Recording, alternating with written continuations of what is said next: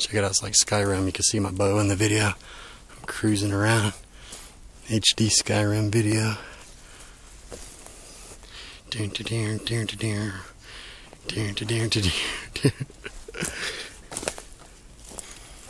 Sweet.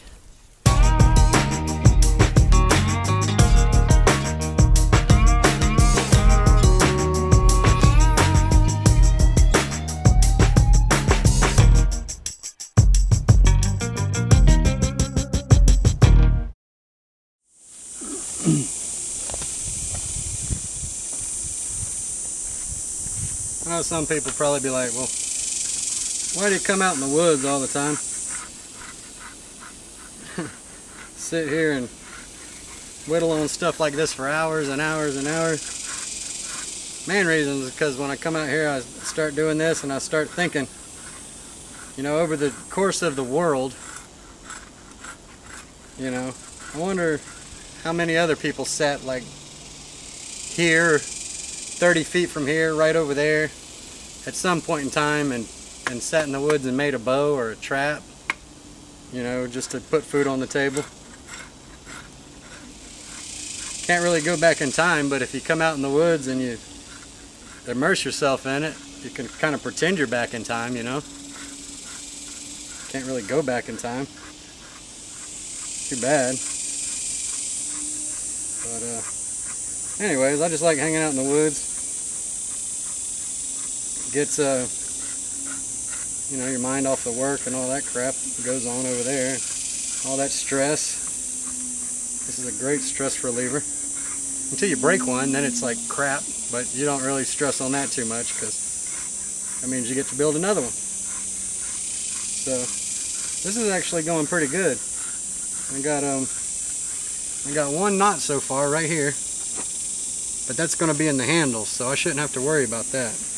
Everything else looks really clean, so that's great. This is going to be a pretty sweet bow.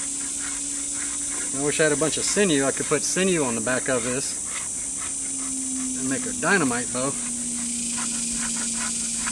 But since I live in Florida, when I'm there, probably won't do that because it's either raining or 100% humidity in the Sunshine State. So I don't think it'd be very good to put sinew on the back of this as it stretches whenever it gets damp. But, anyways, it would make it surefire though if I put sinew on the back of this and then stayed here in Texas where it never rains and there's no humidity. It would be sure enough something to talk about. But you just sit here and you shave off bark. Think of old times, man. Well, what if there was a hut right there at one point in time, you know? Because there's a creek there sometimes. It probably used to rain more back in the day. You know.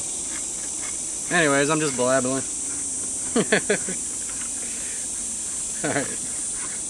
It's going good though. It's going good so far. Slow and steady as she goes. Alright. Doing work. When you get caught up, you move your little stand up a little bit.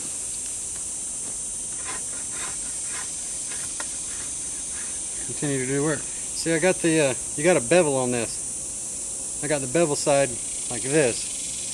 If you turn it like this, you're going to gouge the shit out of your wood. So you turn that bevel like this. So this is the flat side on top, bevel side on the bottom. That way you can just get fine little shavings off. And just don't go like this. You'll start here and work your way that way.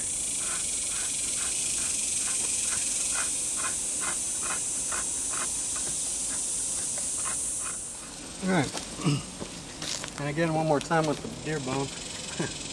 Rib bone, Rudy's bone, whatever it is. The good thing about this is there's no, like if you get a rock, you know, just do it with a rock. If you can find a perfect rock, that would be amazing. If this concave is not just right, you're going to just gouge big lines in it. You know what I mean? You might find, it would definitely be more abrasive and sand it better. But with this is nice and smooth, naturally smooth and naturally concave. So as you rub this, it's not going to gouge big lines in it, like this would definitely gouge a big line and scrape in it, and that would be bad. This is just right. You can turn it on, it's got different sharpnesses, you know, so I mean that's why they used to use every part of the animals, you know, you could use every part of the animals. They're good for something, and you can actually use it. So this is good, all these fuzzies and stuff like this, like, well, I mean you can pull some of that, but all these hairs, this knocks them right off, no problem. It'll make sanding a lot easier, and back in the day I'm sure they didn't sand it, they just used this. You just see. This is some good, pretty grain wood right here. Elm Cedar. The cedar elm. Learned that at the Lady Bird Johnson wildflower thing. You can see, you don't really need a bandsaw. Now if I was going to go into mass producing these, absolutely you would need a bandsaw. But this is how the old timers did it.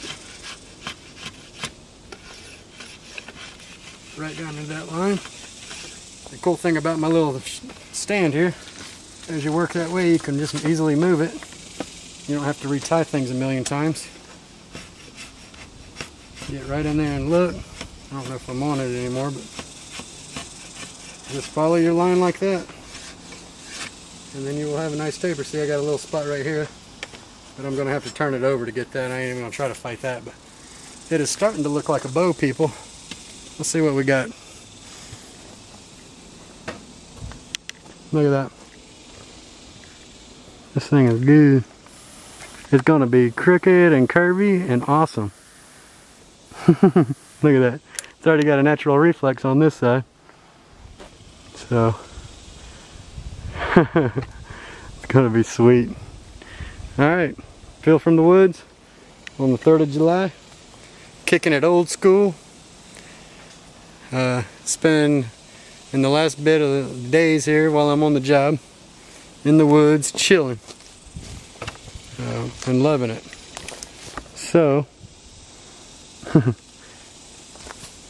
hopefully that's not too boring, but anyway, it'll be funny for me. That's all that counts. Dude, I lose that draw knife every time. There it is. Alright. Alright, peace out. Going back to work.